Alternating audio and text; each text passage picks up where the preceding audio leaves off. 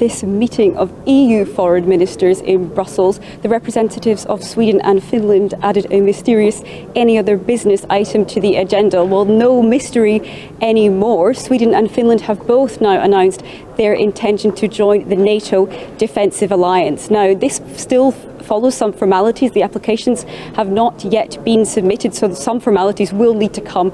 Beyond that, once the applications are in, then those will need to be ratified by all 30 existing NATO allies. And that was suspected to be a very smooth process. That's certainly what I'd heard from sources here in Brussels, but there may be some bumps on the road. We've heard some murmurings from Turkey, which is a NATO ally, that it has reservations about Sweden and Finland's NATO membership due to some bilateral issues around purchases of arms, but also around Turkey seeing Finland and Sweden as supporting Kurdish militants that Turkey sees as terrorists. So lots of issues there to iron out. However, what I've heard here from ministers at least is that they believe those issues can in fact be ironed out, and that Finland and Sweden will be able to proceed and join the NATO defensive alliance. There are some question marks still about what happens in the period between when they formally apply and when they formally accede and join and then become party to the alliance's collective defence pledge.